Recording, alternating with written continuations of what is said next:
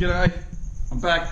It's Jack from JS Adventure and back from Christmas. I spent a week down in Perth in the heat, about 40 degrees over Christmas, which was bloody hot. But anyway, the Rhino-Rack, doing awesome. Got it a bit filthy, but today's video is simply just going to be trying to put an awning on, a King's awning, which I've picked up for $142, I believe. If you can see that. $142, and I've picked up a mounting kit, $9. Just simply got that because, well, it's $9. If it works, it works. If it doesn't, we'll make it work, I guess. But the awning's a 2.5 by 2.5 metre, which hopefully should be perfect along the side here, just above those lights. And the simple reason I went with King's is 142 bucks. You can't beat that, I guess. I did go to TJM and they wanted $295 for a TJM one and also the Iron Man, I believe, which I can't justify paying that. The amount of times I'm going to use this awning is probably going to be minimal, as the caravan we've got's got an awning on it already, which I'm not too sure what brand that is, but it's a lot better than a King's or a TJM one. So anyway, we're going to crack this open and see if we can put it on there somehow. Box there, that's all you get, literally. Just the awning. No nuts, no bolts. Hope for the best, I guess. Yeah, I'm gonna have to use the brackets, the awning brackets and mounts that were 10 bucks, and get it on there. But no worries, fridge full of beer, so we'll crack into it. I guess I'll put the brackets on first and then just throw it up there, see how it looks and go from there.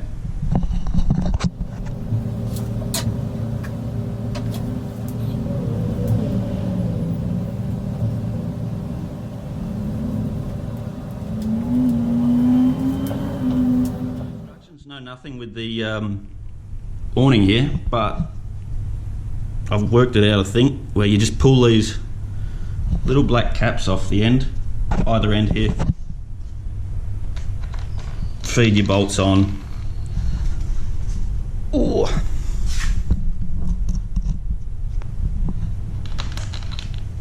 like sport. That's a good place to put the rivets, so I think we're going to be feeding them from the other end there. It's a bit of a design flaw. Well,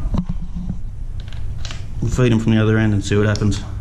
So mounting the brackets onto the awning now, I've sort of run into the first problem, which hopefully it's not going to be more problems, but the bolts they do supply you is just, they spin in these channels here, which means very poor quality.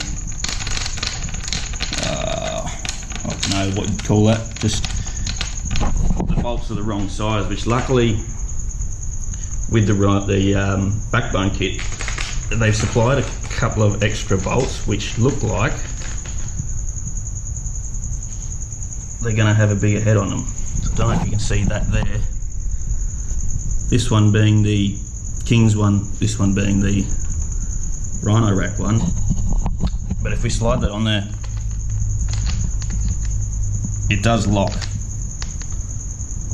So it looks like we'll be using these ones and getting the nuts for them, which is a bit of a pain, but luckily I've got these sitting around here. I don't know how you go about it if you didn't have anything sitting around, but just be wary of that. Right, so that's both brackets on. I'm using the same nut that came with the mounting kit, the King's nut, which is a 13mm. They're not going to be tightening up fully because they are bloody, what are they called? Nylock nuts. I don't want to strip them out before I put them on. But let's throw it up there and see how it looks, I guess.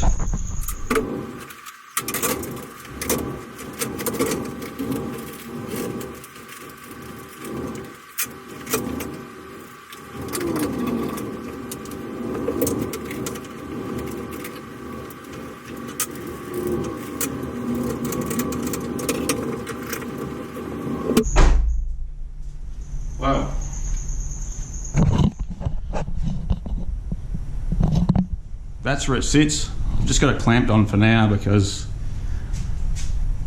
it's about perfect to where I want it to be in line with how far forward or back I want it, but the height is, I really don't like that height. It's horrible. So I am wondering if I can drop this bracket to underneath the rack and mount the bracket like that underneath, which will drop it, say 2 inches, and get rid of that gap there. But I have noticed one thing, I'll have to cut these brackets if I do that. Just cut the bracket. So I've gone at it with a grinder now and just, well, hacked it. That is now going to be the plan, and I'm going to go under the roof rack now. $10, may as well sacrifice them. Worst case, yeah, don't know, make something up. So something like that is what I've come up with by just using a channel nut underneath there and yeah, screwing it on. That's worked out a lot better than I thought. There should be enough room there. I have tried it, so it did seem to work. But anyway, I guess we'll do that with the other one. I'll take this one back off and paint that raw edge black. So there they are. Just give them a quick lick of paint and I'll wait for them to dry, but I will be mounting on this second last one here, and I will have to take this light off and mount just there and put the light back on underneath it. But we'll wait for the paint to dry and have a quick beer, I guess. There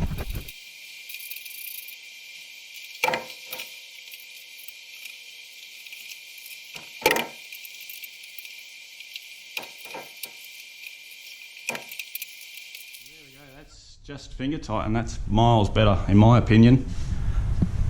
Sits a lot lower, but I do need to do them up a bit more. It sits sort of flush with the rack, if not a little bit higher, and you still got the use of those lights there. So couldn't be happy with that. So now to just tighten everything up, I guess.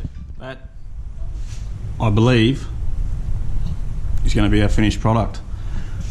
It's a lot lower and tighter to the Rhino-Rack, without also, I don't know if you can see in there, it's not rubbing on the Rhino-Rack either, which is very lucky because that's a bit of a wing.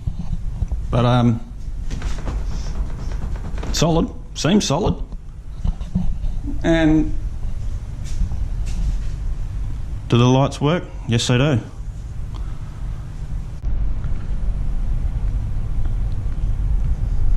So I would go and put it out, but it's bloody blowing a gale here.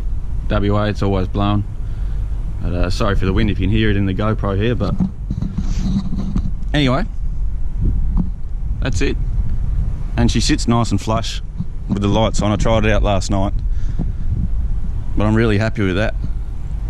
Saying that, you don't have to do what I've done. You can leave it raised up higher, or you can have it lower if you want, if you haven't got the lights there. But overall, really happy with that. Just one day when there's no wind, I'll try and get it out there and put it out. But anyway, if you like this video, give it a thumbs up. Maybe sub if you feel like it. Cheers for watching.